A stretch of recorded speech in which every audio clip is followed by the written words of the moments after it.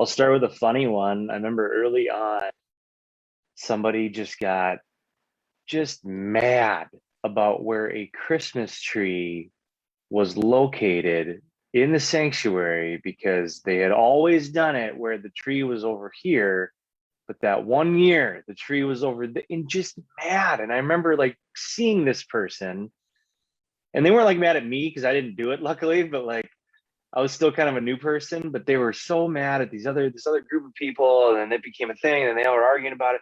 And I remember just going like, what is going on? Like that's what happens. Like, and this person is very involved. They're involved with a lot of different things, but was just mad about it.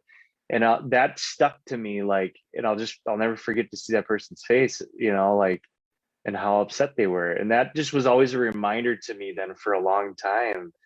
I mean, just A, about emotional intelligence, but B, like, man, this is not what the church is all about, like at all. And if for some reason, and that ended up carrying over to a conversation and emails to the pastors, and we talked about it at staff, and like even the council talked about, and it just made me go like, what? We're spending so much time on this one person getting so mad about where a tree is, right? And it just got me thinking, man, if we're spending our time focusing on that, we are missing the ball here. This changes everything. Our eyes are on you as you show us how to live and love like you. This is a call for all to know. This changes everything. Well, Got hey, welcome to Red River Leadership. Questions and answers are weekly, sometimes bi-weekly, sometimes every 4 or 5 weekly. Yep. Live stream where we're just here to hang out with you, to chat, to talk about what's going on in our lives and our ministries, and answering questions that you have, that churches have, that leaders have, to the best of our ability. Yeah. But I think first off, John, this has been a crazy couple weeks, and there's kind of a reason that that we haven't done this for a while, because there's been some mucho changes that you've gotten yourself into, coworkers. So you want to talk a little bit quickly, just what your life looks like? Spoiler alert. Yeah. Well, yeah. So I was given the opportunity to work alongside Nolan at Calvary Lutheran Church. We have been in the process of creating a church resource network. Ultimately, we want to help churches do well. And obviously, that's what we love to do. You're watching this video. We do this as Red River Leadership. And Red River Leadership was going to be a major partner of the Calvary Church Resource Network.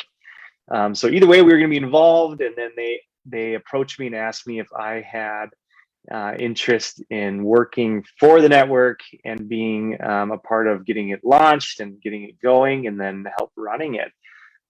So of course I put my name in the hat, and not to go too long down that story, but they offered me the position and I accepted it. So it's been a crazy, emotional, exciting time for me, leaving a position that I love at Good Shepherd, where I was worship director for I was there for about 10 years, worship director for 6-7 years of it, full time.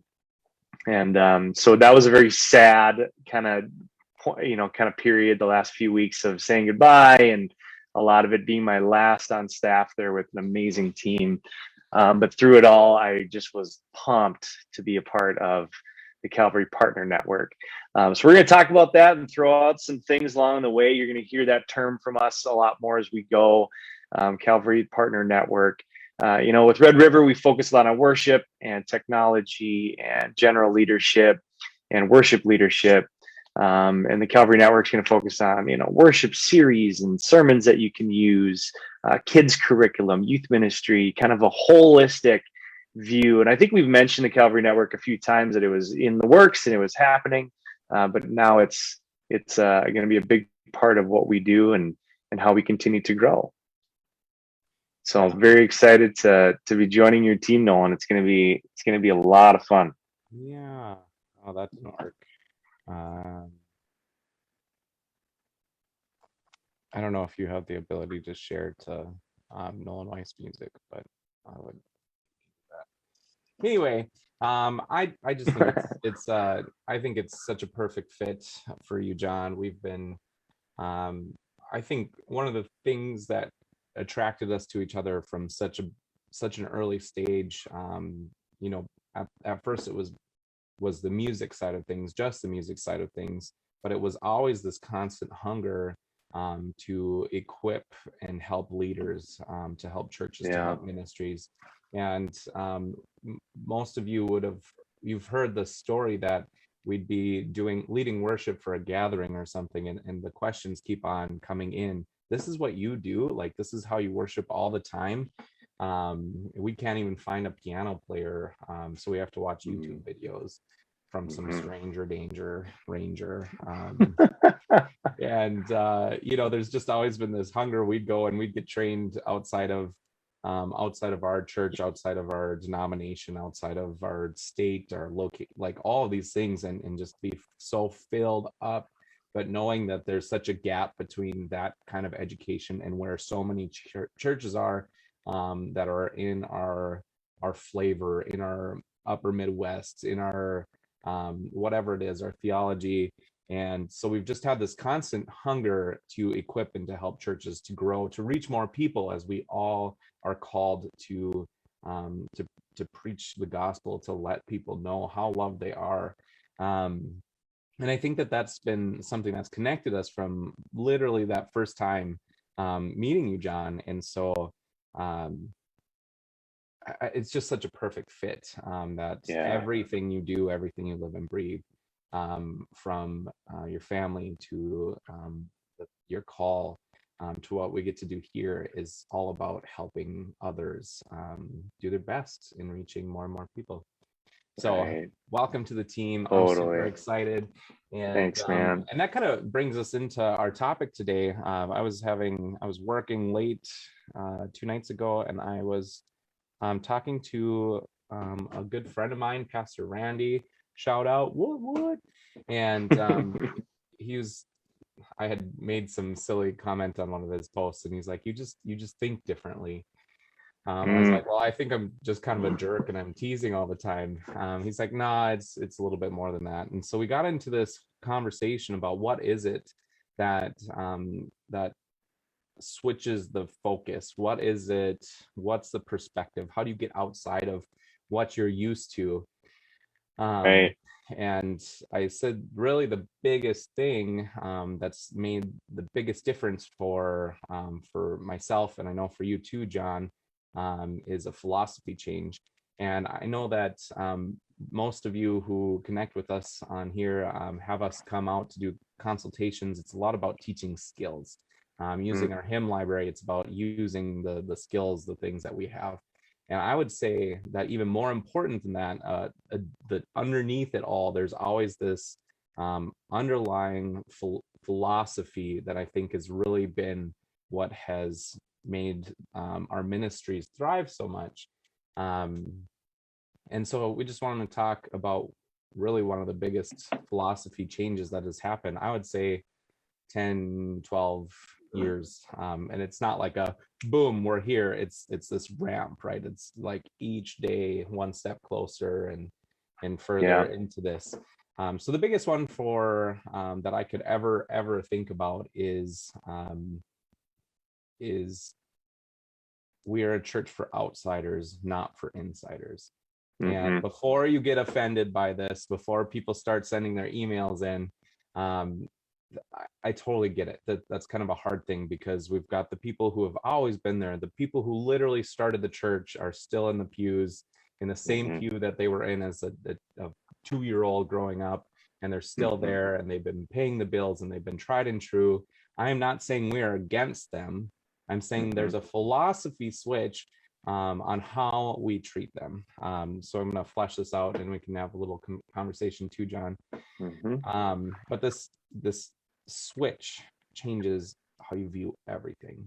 One of the things that I've been thinking about, John, this is probably news to you, but I think we should start doing like each time that we go live, we should have a funny story about that somebody said to us that maybe wasn't the kindest moments, because I think if ministry leaders, if pastors, if worship leaders are watching this, it's just nice to know that they are not alone, that we are not alone, because it happens to all of us, right? But the reason that happens all the time is because we are working, we are changing a lot of the things that we do to reach the outsiders, the people, the outcasts, the God help the outcasts. Anyway, no, you look confused. Hunchback of Notre Dame. I don't actually know how the song goes, but anyway, enough. The people on the fringes, the people who went to church and then got scared away because in some way, shape, or form, we're told that Jesus doesn't like them because of what they look like or how they act or their family or whatever. The people who have never been to church, those are the people that we are called to minister to. And sometimes that makes some of the quote unquote insiders frustrated. But this is where the rubber meets the road. That does not mean that we only do things for outsiders and ignore the insiders. The change comes in, it is our job to equip the insiders, the people who come weekly, the people who are sitting in those pews day in and day out. We are called to equip them to be ministers. It is not just the pastor. It is not just the worship leader. It is not just the youth director. It is us equipping the insiders to be ministers for more and more people. And I think sometimes we make this switch to only focus on outsiders, and then the people who are there, the people who have been bought in, the people who go out of obligation, they feel left out. Versus, no, here's what's really important is that you are a minister because you are bought in, because you know the promise that you have been given by God. And now it's time for you to take that story, that message, and also be a leader in this church.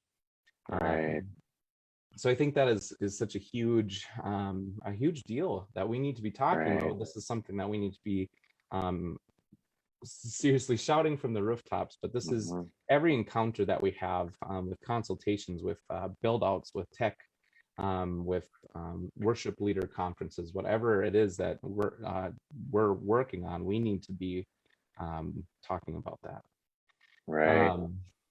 So as we get a little deeper into this, John, is this making you think of any, what are some switches over the last 10 years of this philosophy change that you've made or that you've noticed or that you can think of?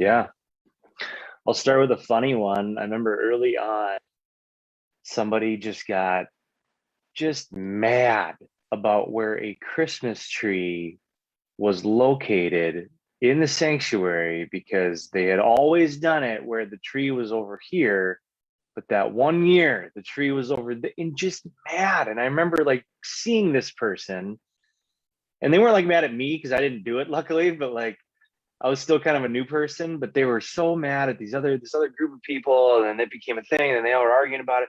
And I remember just going like, what is going on? Like, that's what happens. Like, and this person is very involved. They're involved with a lot of different things, but was just mad about it. And that stuck to me, like, and I'll never forget to see that person's face, like, and how upset they were. And that just was always a reminder to me then for a long time.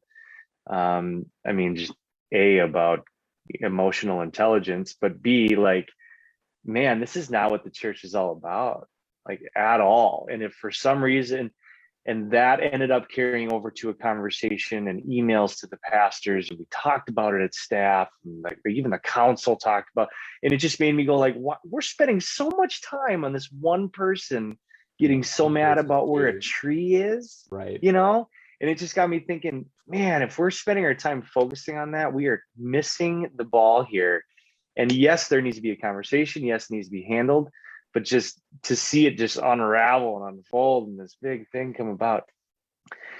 And a personal one, that was a personal one. I learned through that process of what not to do and why are we focusing on that, and how to better, go through some of those situations. But a personal one that I have. I was leading Easter worship one morning, and I remember I was dressed, with a suit on, and everyone's dressed in the nines that day, and everyone's, it's your actual Sunday best day, and which is another, point right there. But what happened was everyone was dressed up, and we had, we were starting to grow as a worship ministry. Like, we were cooking, we were doing well, and I think you were there at this point too. But I remember this guy walked in the back, and he had like a ripped shirt and a hole in his jeans and messed up hair. He kind of came in late, and it hit me like during that moment, how am I as a worship leader going to connect and help this guy like worship today when I'm all dressed up, potentially wearing clothes that he couldn't afford to buy, or whatever.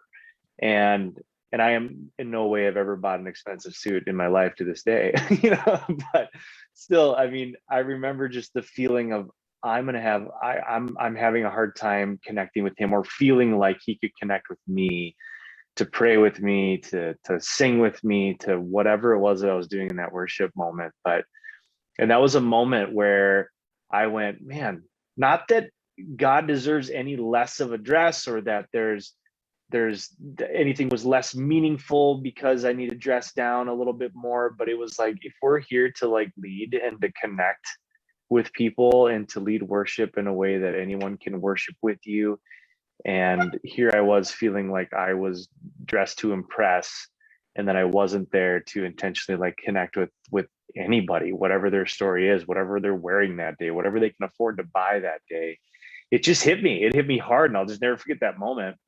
And so, and I think it's important to look nice, look presentable, of course. Like, I'm not saying I showed up the next week in torn up jeans. I didn't go home and cut my shirts to like, intentionally try to, but it definitely made me go, I need to be somewhere in the middle where I'm comfortable with what I'm wearing, and I still look presentable and professional, and am representing my church, my organization well. But at the end of the day, that hit me in what I learned. Where it hit me is in exactly what you're talking about today, and how it changed my mentality. It helped me go, all right, I need to come ready to equip people, ready to connect with people, ready to serve people, and just to do the best that I can as a worship leader on a Sunday. Yeah, no, definitely some great points there. The Christmas tree, it makes me think of not just a holiday thing, but like, how often do you go into a church and they have just weird stuff everywhere? Yeah. Yep. I went to a wedding because it's always been there. Somebody right. 30 years ago put it up, and you're like, oh, someone's gonna be mad if I take it down. Right. Yeah. I went to a wedding a month back, and this was the biggest church in their community. And I went in, and like, just random stuff doesn't go together, doesn't look good, has that weird smell. It kind of reminds me of like growing up in my grandma's house. They always had this one couch that had been there since the 1800s, and like, but it had been there my entire life, so I didn't notice that it was weird. But if I brought somebody over, like, oh, this is kind of funky, right? Right. We don't think about that as our church. Like, what does it look like? How does it smell? Is it presentable? The cleanliness.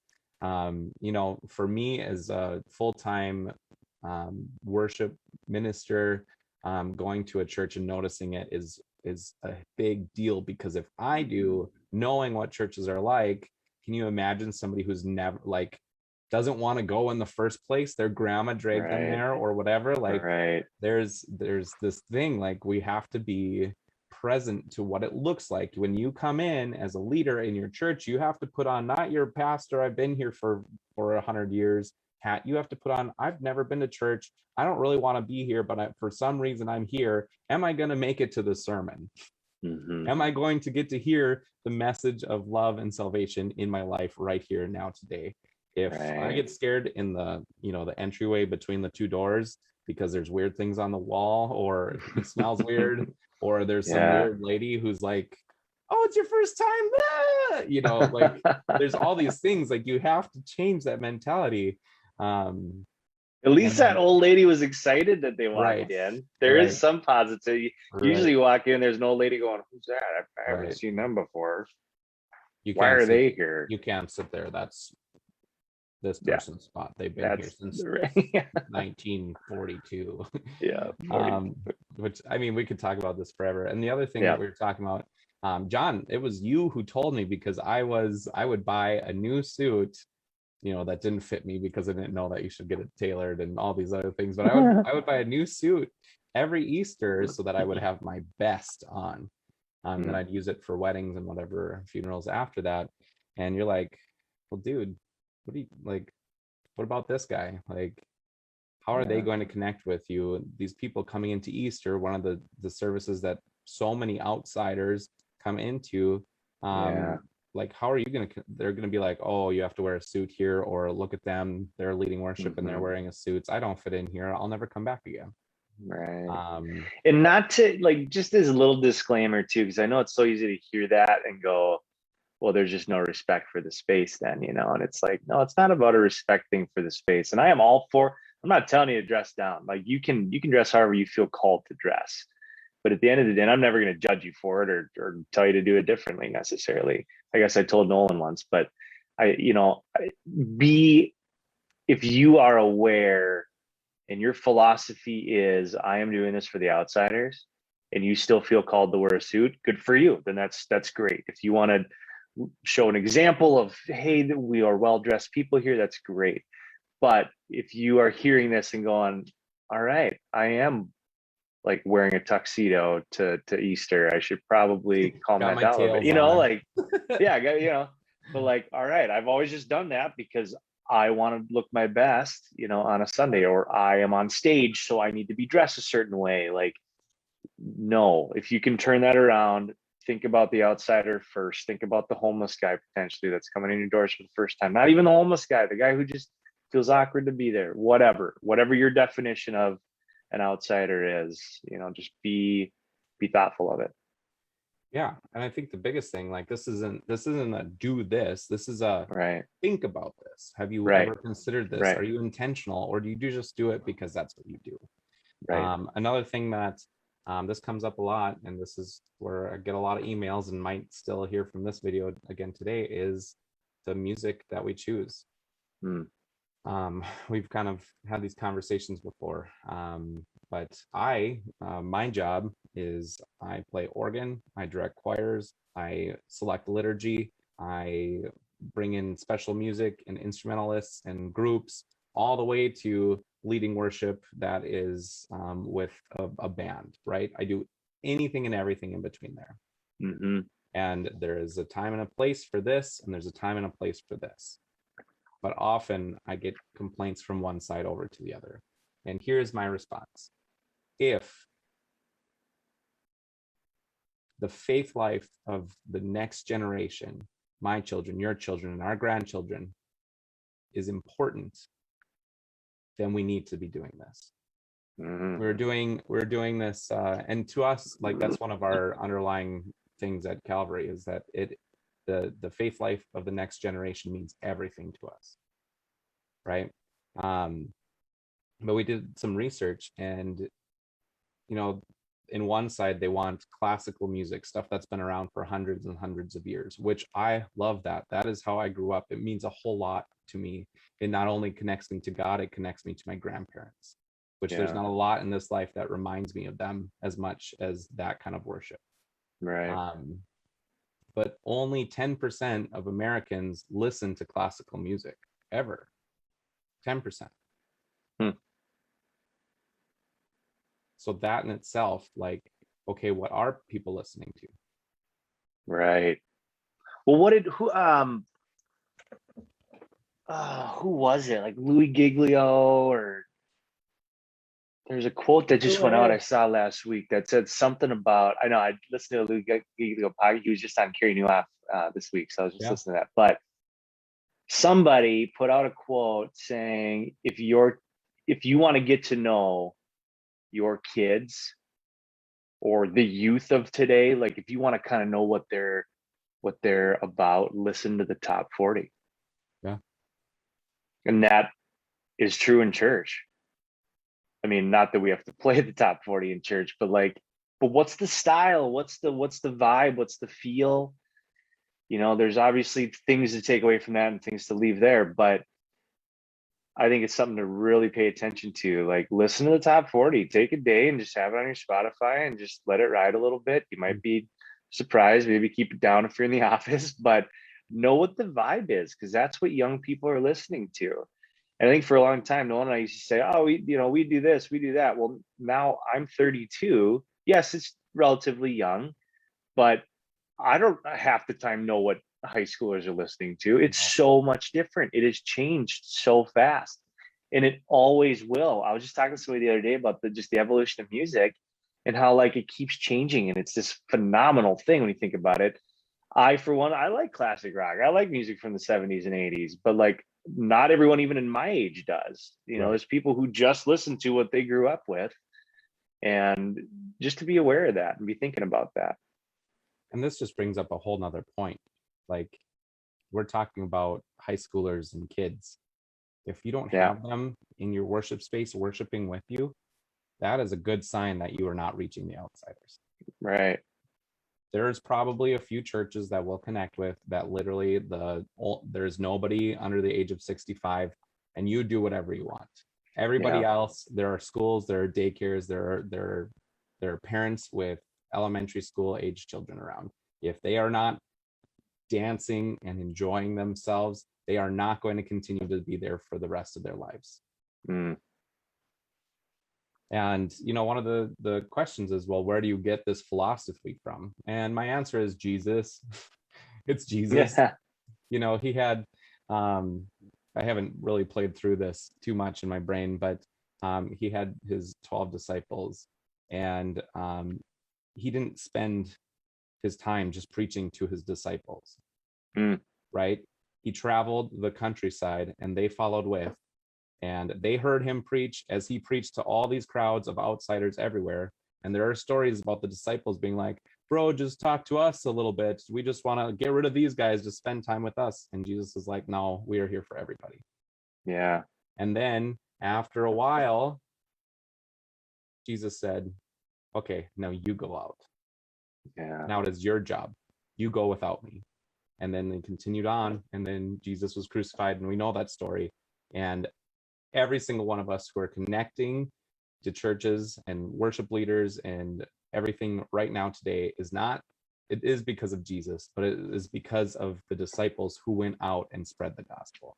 That is the model that Jesus had, and that is the model that we need to do. Yes, we are still preaching to the insiders, but we're also teaching them how to minister to those out in the world. Right. And those people are to connect with everybody, even the people who don't have food, even the people who are struggling, even the people who don't look like us, dress like us, talk like us, act like us. I said that already. That is the call of the church, starting with Jesus. Right. And that is why it's so important. And I guarantee you, as soon as you change your mindset on this, as soon as you start making tiny shifts, it will make a difference in your ministry. Absolutely. And one more thing. Sorry, I'm hot now. Yeah. If you look at the churches, no matter what denomination, no matter where they're at, the ones who are growing are hot on this philosophy, and the ones that are stagnant or dying are not. If you are a church that is dying right now, you need to switch in something. If you are growing right now, I bet you are doing things, whether you know it or not, I bet you are doing things that line up with this philosophy of equipping your insiders to reach more outsiders to the gospel. Yeah. No, that's so good. And what a great time to be thinking about that, and not just thinking about it, but doing it. Right. I mean, this is what Giglio and Carrie Newhoff were talking about on this podcast, or part of it anyways, the beginning, because he was asking about how did Passion City Church do during COVID? Like, how did it go? How did your team do? And they talked about flexibility and adaptability being huge, obviously, but they said, our team, we've been doing well for a while. Like, we have a great group of people around us. We've scaled a lot of mountains together. we've done well while scaling those mountains and climbing those mountains. If we have a big event coming up or whatever, like we know how to climb the mountain, we know what to expect, we know what's going to happen. When COVID hit, we were suddenly climbing a mountain we've never been on. And we all had to learn how to like climb this mountain together, how to adapt, how to be flexible, how to make changes that we've never had to make before, all together. And we were thrown into it very quickly. And it makes me think about that now. So the whole world suddenly got thrown on this mountain that we've never been on and had to start climbing. And we didn't know what we were going to do and how things were going to go. Tons of unpredictable things. But I think it exposed a lot of things. And I think it made us learn and adapt to a lot of different things. So what that means for us as leaders, but more importantly for your churches and our churches, is now we're all kind of used to change right now and things, and I think everyone's like, oh, when we're going to get back to normal, and there's no such thing as a back to normal. What is new normal? What does new ways forward look like? And so right now, just to be encouraged, like this is a great time to make some changes if you have to. There's probably gonna be things and hard conversations to be had and hard things to overcome and figure out, but just do it. You have to do it. If for no other reason, you're poised right now in a time where there's just lots of change happening in the world. And these are times that you can make some really good changes in your church. Yeah, that's just goes along with everything too. This whole the whole last year and a half, it's crazy. Like we had people leave because they thought we did this too much or focused on this too much, and we always just said, "This is our mission. This is our philosophy, and that's okay, and this is how we're doing it." And even though that happened, we actually, now that we're meeting in person, we have more people coming to church weekly than we did 2 years ago when we were last open at this time. And that is just crazy. Yeah. And probably we're winding down here, but another thing that talking about this, the whole should we be online or or hybrid or in person?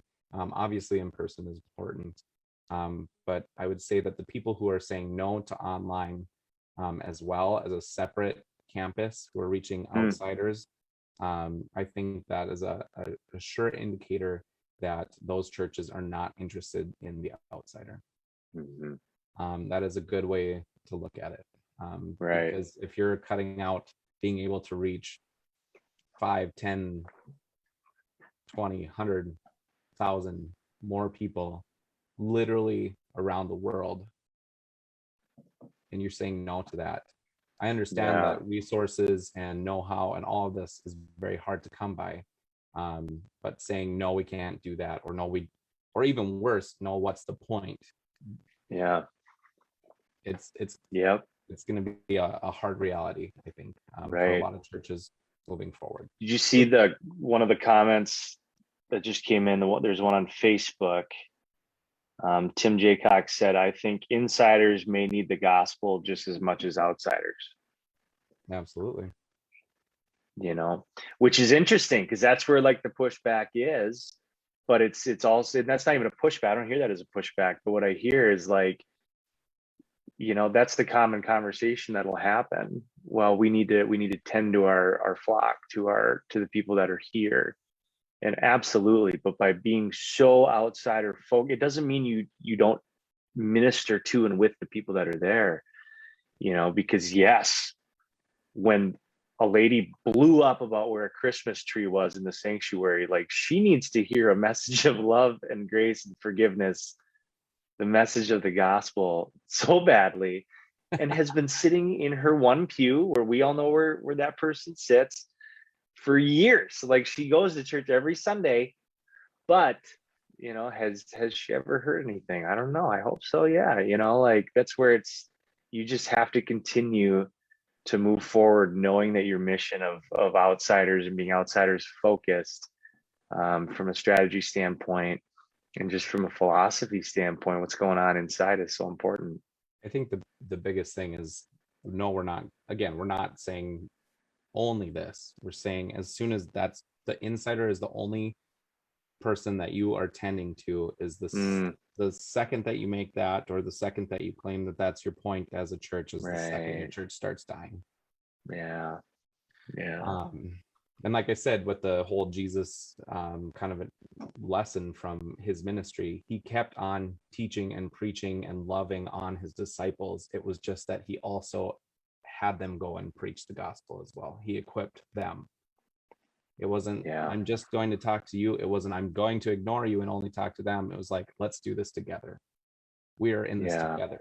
We are all ministers. It's not because of the school. It's not because of being called by God. It's because we are all literally called by God to go out into the world and multiply.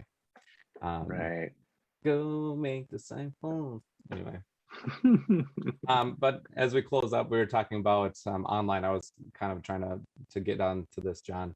We were talking about online, and that is exactly what we are here for as well, guys. If you are looking for help, for resources, for classes, for training, consultation on how to get online, or how to have better technology, or how to work on your philosophy, or how to reach more people, or update your website, whatever it is, we are here for you.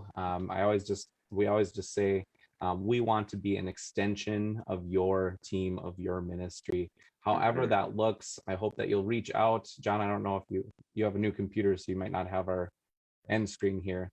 No, I don't. But you can reach out to us, Facebook, Red River Leadership. You can email redriverworship@gmail.com. You can show up at John's house in the middle of the night. However it is that you want to connect with us, we are here to help, and we want to be an extension of your team, so that we can, like we've talked so much, we can go out and continue to spread the gospel, to spread the good news of Jesus dying and loving you and me, and so many people that we have yet to reach. So thank you so much for joining us today at Red River Leadership Questions and Answers, where you've got questions and we've got answers. And we will try to find them. We will try and find them. All right, God bless. All right, bye.